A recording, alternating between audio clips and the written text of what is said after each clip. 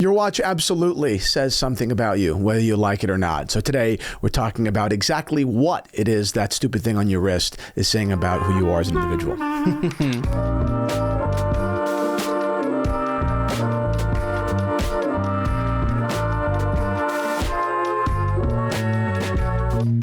What is up, Watch fam? I am Christian, the curator of the Theo and Harris Vintage Watch Shop. And today we're talking about the watches on your wrists and what they're saying about you. Not just from the perspective of a watch geek, but I'll even look at it just really more plainly, like from the perspective of anybody. I'll give both perspectives here. This is an important episode, I think. I mean, we shouldn't be obsessed with public perception, but it matters. Gold Submariner. Starting off strong. A yellow gold Submariner, whether it's with a blue dial or a black dial, it says, whether it's true or not, that you are allowed obnoxious, and it's probably your only expensive watch. That's what it says. So it's almost like the Ferrari California, right? It's like it gets all the hate because it's a Ferrari, and then among Ferrari people, it gets all the hate because it's a California. It can't win. That's the gold sub in many ways, right? In the watch community, a watch guy is going to look and say, okay, great. He took his only $35,000 and he bought the most obnoxious watch you can buy. And then outside of the watch community, everyone's going to say, oh, wow, how gaudy. Like, wow, he wants everyone to know he's rich. See, those are two very different things, but they're both what's being said. Now, all that said, wear a yellow gold sub. I love the yellow gold sub. God, know that is probably what it's saying about you, particularly if you're a young buff guy. Is there a gold Rolex that is a little bit under the radar and does not have that perception? Yellow gold? Yes. Yes, two things for sure. One, almost anything vintage, right? Almost any vintage yellow gold Rolex, be it on a leather strap or be it on a bracelet, is going to fly way further under the radar, right? Watch people are going to say, oh, wow, that guy's got taste. And the non-watch people, they're still going to think you're rich, for sure, particularly if it has a bracelet, but it won't be as in their face, so their opinion will probably be more gentle. Right. And then in the new world, I would say in the modern collection, yellow gold Daytona on an Oyster Flex is a under the radar, relatively speaking, watch. I think that to the average person, a two-tone Datejust is flashier than a yellow gold Daytona on Oyster Flex. The average person doesn't know about watches. They're going to see the two-tone Datejust and be like, oh wow, that's so flashy. Right? It's like there's a thing there, even though obviously the Daytona is much more expensive. There's a mental reality of perception. And anyway, that's it. That's the answer. Nice. Moving on, Apple Watch. What does the Apple Watch say about you? That you're in nursing. I mean, I'm not an Apple Watch guy. I am grateful for the Apple Watch because I believe that it's played a large role in the popularization of wristwatches in the last 5-10 years, or however long it's been out, probably 9 years. I think my first video on YouTube ever was about the Apple Watch, the Hermes Apple Watch. That's true. But I think it's played a great role in the watch world. But no, I mean, when I see one, I don't think I'm going to have anything in common with you on a material level. I don't think we're going to, generally speaking, we don't like the same watches. We probably do not have clothes in common. We probably don't have cars in common. And that's all fine. Are there exceptions to that? Of course. I'm sure there are people watching right now that are saying, wow, Christian's saying, I don't like great cars. I'm wearing an Apple Watch and I have a GT3 in my garage. That's very possible. I believe that. I just think that you're a little bit of a minority. I don't think that you represent Apple Watch consumers, period. I think that's you're in the minority. So when I see an Apple Watch, it says to me that you just don't care about watches, obviously. And further, I don't think they're very attractive, so I don't think you have great taste. I actually like the Ultra. I actually like the Apple Watch Ultra, like on someone that's like kind of like, military looking. Like it's kind of like, or like, athletic or Iron Man-y, right? Like that whole world of like people that do care about their heart rate, right? I am almost certain I will end up on Lipitor, and that's my destiny. I would be the third generation Zerone to be on Lipitor, and some people are watching this and saying that's so sad. He's resigned himself to that, and I think it's sad. If If I looked at what you eat, I would say your life is empty and it's ungratifying and filled with awful things. So, I mean, I would ask you, when's the last time you had cassoulet? Because I had 2 dishes of it last night. My mom's watching this and she's very upset right now. I guarantee it. Follow up to that. Is it possible to have an Apple Watch as part of a watch collection? Of course. I mean, there's a time and a place for everything. I think my sister has an Apple Watch and she's the furthest thing from everything I just said. She's incredibly materialistic, right? I mean, like, my sister has everything. It's absurd, So yes, you can have it as a part of a collection. You can do whatever you want. You wear it when you go to the gym if it matters to you or whatever. I just think they're ugly. I don't think that it's a nice design. I think it's funny because I just recently got a new Mac and I think it's actually beautiful. I think that my MacBook I think it's actually a beautiful thing. I think the color is great. The design is great. I mean, they just really, the user experience just clicking, right? The keyboard, I think it's brilliant. It's beautiful. This is a beautiful piece of technology. I don't feel the same way about the Apple Watch. I think it's clunky and ugly and stupid. And that's it. Moving on, what does your Reverso say about you? If you have a Reverso, you are a man of taste, a man of class among watch folks, right? Watch people would look at that watch and say, this guy knows what he's talking about, period. It doesn't have enormous perceived value, like monetarily speaking. No one's going to look at your Reverso in the watch world and say he must be rich. That's not the perception. The perception is he has taste. This is a man that is probably intelligent, right? Because you are intelligent enough to understand why you should get a Reverso. That requires reading, right? A day date doesn't require reading. A day date requires being a citizen of the world, right? You have lived in the world. You know what a day date is and why one would want it. It's not the same. Is not true for a Reverso. You are a scholarly gentleman.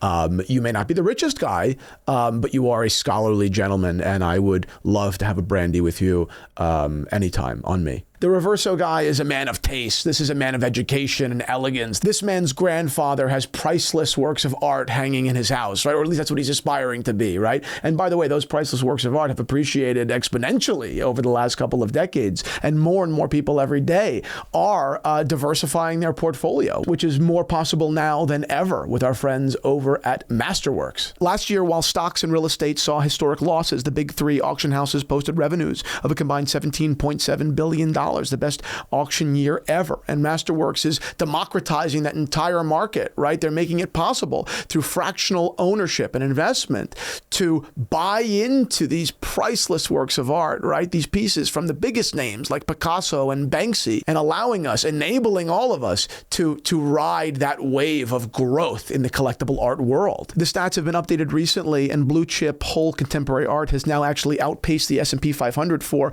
believe it or not, the last 27 years by a crazy 136%. UBS actually just released a report that found that 61% of millionaire collectors now invest between 5% and 30% of their portfolios in contemporary art, right? Think about this whole movement in this modern world into these non-traditional spaces like this art world. People are looking because there's so many decades of evidence of growth. It's insane. And luckily for you, art investing isn't just for the ultra rich anymore. Securitization has opened a pathway for the average investor to invest in art directly from your smartphone. Masterworks has now sold over $55 million worth of art with the net proceeds to be paid out to over 62,000 investors. And these were not art experts. They didn't need to be because Masterworks had their back. They're managing 888,000 users and over $1 billion in assets. And they've sold a total of 20 paintings since their inception in 2017. Their offerings have sold out in minutes and the lines are crazy, but you can skip those lines by signing up right down below. So head on over to Masterworks and explore this whole world of opportunity in the diversification.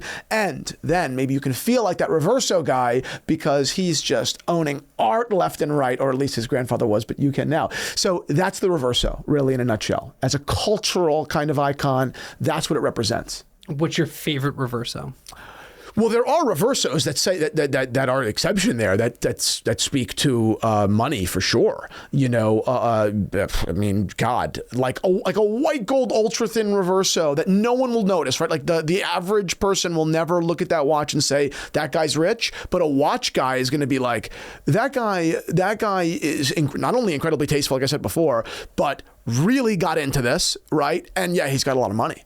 because now you're dealing in the precious metal collection. Like now you're really, and those watches are a great buy too, because they're not that expensive, relatively speaking, to the Reverso world. But Reversos are like $8,000 or $9,000 now, and a white gold one on the secondhand market is like 12. So, it's kind of, it's still less than a Daytona. I mean, it's like, and it's way more respect in like the watch world, right? If you have a white gold Reverso, or for that matter, any number of complicated or elaborate or beautiful Reversos, like the new, it's amazing to see what they've done with the chronograph. If you have the Reverso chronograph right now, you are like kind of it. Like you're kind of the guy.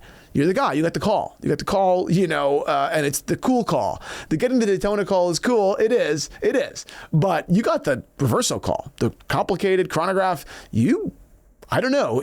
Who got it for you? Did you call your Centurion concierge and tell them to get you on the list? Like, I know people that have flown in from all over the country into the New York boutique to pick theirs up. It takes a special kind of person. So maybe the perceived value of the Reverso across the board is going up. I don't know. But the average person sees a regular Reverso, they just say, you don't say anything. Probably say, it's nice, reminds me of my grandpa's watch. But that's what the other thing is what watch guys think. Is there a JLC you prefer over Reverso? JLC does a great job with so many of their watches. I mean, their Polaris collection is fantastic. I mean, I stand behind JLC completely. I mean, yeah, Memovox collection. I mean, I love JLC. Period. End. They're great watches. I mean, their calendar watches, their chronograph, fantastic. Whether in steel or gold, I think the gold is great. But even in steel, fantastic watches. I think JLC's on the up. I think their price hikes were a little too aggressive and I think a little bit silly. But they're on the up. They're a great brand and they're intelligent. And who doesn't want to be great and intelligent, even if you're just pretending, right? I mean, go into someone's house and look at the books done on the shelf. They didn't read those books. Like an interior designer put them there, but everyone wants to look like they read the book, right? Like, period. Everyone wants to seem smart. Next up, what does my Christopher Ward 12 say about me? Oh, Christopher Ward 12 says that you're in this because if you weren't in the watch world, you would not own a Christopher Ward 12, right? I would not walk up to someone that's wearing if I was on a plane next to a guy wearing a Submariner, I would not say, hey, nice watch. That's like, it doesn't, I love the Submariner, but what are the odds that that's not going to be weird? The guy's he's wearing the most generic watch of all time. I love it, but it's not evidence that he's a watch guy. Christopher Ward guy, I'd be like, that guy watches Watch YouTube. I'm surprised he hasn't said hi yet. Like, you know what I mean? Like, he's a watch guy. He's a watch guy. If I tell him, I don't know, we can talk about Bark and Jack. I don't know. I mean, he probably knows a hell of a lot more about Watch YouTube than I do. And yeah, it's just a great watch. We were talking about how great it is. Like, what does it mean? What does it mean about you? It means you really like watches, and you probably are 15 seconds away from telling me why this is a great buy. That's what it probably means. It's like, how do you know when someone went to Harvard? Believe me, they told you. It's like the same thing. Like, how do you know the Christopher Ward 12 is a great watch? Believe you, the guy just told you. That's what it says. What's your favorite Christopher Ward watch? I love the moon phase watches. I think they're amazing. I love the 12. But the Christopher Ward moon phases are amazing. Both the calendar and the non-calendar, they're unbelievable. I think they're perfect. I think that they're essentially perfect. If they made that watch in almost like a smaller case, I always imagine like a Calatrava, right? Like, could you imagine if Christopher Ward made me a 1-of-1 white gold Calatrava size, so like 31 to 34 millimeter moon watch, non-complicated, time only? I don't know if I'd ever wear another watch again. I mean, of course I would, but I would that watch would be so special and so perfect. The way that they do those dials is unbelievable.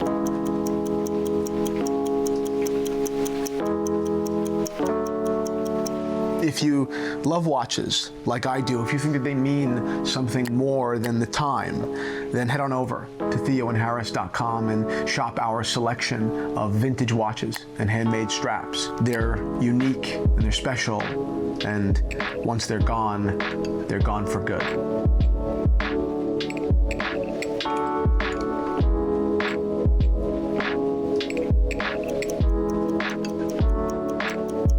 What does wearing a Rolex OP turquoise dial specifically say about you? It says you're a hype guy. It's a douchey watch. The turquoise OP is a douchey watch. That watch jumped up when the Patek, Nautilus, Tiffany sold for like $6 million. The OPs jumped up from like 8 or 9 to like 40 overnight and everyone wanted them all of a sudden. It's douchey. It is. I love seeing them on women. I think they're really cool. I also give women a little bit more latitude to be douchey. I think it's kind of attractive when a woman's a little bit glamorous, whereas when a guy is being delicate, it's like, come on, women get more latitude. I mean, I feel the same way about the Hermes belt, right? The H belt, the Constance belt, the classic one. I like seeing it on a woman. It means that she's kind of high maintenance, but she's probably a little bit worth it. I don't know. It's kind of hot. Seeing it on a guy, he wants to be Cristiano Ronaldo. He's a little bit of a douche. It's the same thing. I see it very much akin. I would not wear the turquoise. It's actually not even my favorite color. I much prefer the green and I prefer the coral. So so it's never been a watch that I loved, period. But on a woman, I think it's actually kind of cool. I think it's kind of hot. What does wearing a de Bethune say about you? It says you have too much time on your hands, for sure. It says, your Instagram and your LinkedIn probably say investor, but either you took an exit and you're not as smart as you are rich, or your dad just gave you a bunch of money. Like that's what it says. Is that always true? Of course not. I feel like when I say things, I have to remind people like that generalizations do not mean that every single person, right? It just means generally speaking perception. That's what it means. That's what it says. Is it true? Maybe not. I mean, of course not. Not always. I'm sure plenty of people that have de Bethune are not that. I'm sure there are plenty of really hardworking guys, really smart guys, and they're definitely interested in watches. Like they're definitely deep into this. They're deep, they're deep for sure. So I'd love to talk to a guy like that. Or be talked to by a guy like that. That's probably more like it, right? The guy with a de Bethune is going to be probably pretty didactic, which is ironic coming from me, but it's true. I love de Bethune. I think they're super cool and they're great. I would never own one, but all of those things I just said are true. Going off of that generalization, if they weren't that into watches, where would they end up price-wise in that realm? What other watches? If they weren't in watches and they're buying watches that cost hundreds of thousands of dollars, would you AP? You'd end up with like you'd end up with the blue Audemars Piguet ceramic perpetual. Like if you're just not like, and watch guys love that watch, but like that's, anything LeBron has, right? Like, period. I think he's an industry plant. I think he's being told what to wear. And I think that, big horology is placing watches on his wrist the same way that I think that you're going to see a political endorsement at the Super Bowl. I think it's the same thing. What does wearing a Nautilus 5711 say about you? How scratched is it, right? I mean, again, so for public, by regular folks, it says nothing because no one knows what that is and it doesn't matter. Period. What do watch guys think? Watch guys will probably think that you're a bit of a douche. Watch guys will probably think, yeah, you're a little bit of a douche. 5711 says you're kind of a douche, for sure. That being said, a great watch. I love the watch. I don't think it's as good as the 3700, but which was the original, time-only Nautilus, introduced in 76, I think. But says you're a douche. And years ago, no one wanted them, right? No one wanted them. And then everyone wanted them. And then, again, these watches went from $29,000 to like people were paying $130, maybe more, $140, right? I mean, it's crazy what happened to them. I sold one at $40 and I thought it was kind of expensive. I could kind of understand the value at $40. I could even see the value upwards of $50. And that's it. Now you're tapping out, having a rational conversation. Now it's over. And then also, what about the 5712G? 5712G says you're smart. That is a smart guy's watch, 100%. 5712G, first of all, the balance of the 5712 is amazing, and it's in precious metal. It's not on a bracelet; it's on leather, which is super cool. And no one wants that watch, right? A Nautilus, a stainless steel Nautilus, uncomplicated. 5711 was going for 140 when the 5712G, which is a white gold, and they make it in R too, rose gold, but now they make it in R on bracelet as well. But that's not what I'm talking about. Those watches were 80, right? The complicated precious version was 80. right? It makes no sense. I mean, it makes no sense. It's a great watch. I mean, I could imagine that watch on a bracelet and it would be like a dream watch for me. I mean, it's monochromatic. It's so cool. I think those watches are incredible. If I saw someone wearing a 5712G on a plane, I would absolutely say hello, because it really means to me that you actually love the Nautilus. That's what it is. You actually love this watch. You didn't just buy it for hype because it has no hype. Nobody wants it. It's the ugly duckling, and yet it's the smartest kid in the family, you know? So I think that it's a great piece. I've considered getting one so many times. I think they're amazing. And last one, what does wearing a Hamilton Field watch say about you? Hamilton Field watch. Yeah, I mean, I think it probably means you like watches. I don't see non-watch guys wearing that watch very often. I'm sure that's not totally true. I would probably look at the person, you know, because it says very little. Right, but I'd probably look at the person and say, like, does this seem like a watch geek, a budding watch geek? Because the Hamilton, they're so affordable, right? Again, relative world of watches, they're so affordable. They're no-brainer watches. I recommend them to people all the time. I think they're great. In all their variations, they're great. You could very easily have bought it at a mall, and that whole world says that you just have the intelligence to buy the nice watch at the mall. But there's a whole world of people that are like really into watches that have bought that watch, and I would probably judge by other context clues. You know, what do they look like? Am I seeing a pattern of, you know, kind of like tidy into things, right? Like, am I seeing that this person is probably watch YouTube? Do they aspire to own a Leica? Like, does that make sense, right? I mean, do they keep around a little journal? Like, you know, it's like the classic Hodinkee archetype, right? Like a caricature. It's the same thing. It's like they wear glasses, they don't totally shave, they have a Hamilton khaki field, yeah, their dream watch is a GMT. You know, that's like, it's a very, it's a budding watch enthusiast kind of, out like a hipster kind of vibe. I love the watch. I recommend it any day, but it does have all of that tied into it. It has a little bit of that background tied into it. We could do this like 10 more times. This is great. I love this. Stay tuned for more Theo and Harris content. If you guys like this episode, go ahead and like it. If you want more content from behind the scenes at Theo and Harris, and there's a lot of that, click down below into the link and join our community over at The Zero. We're really unfiltered, unvarnished, and we're getting all of our real industry thoughts over there. So if you do join, shoot me a DM. I can't possibly answer all the comments on YouTube, but I can be there for you in the DMs, and I'm looking forward to seeing you and meeting more zeros. That's it.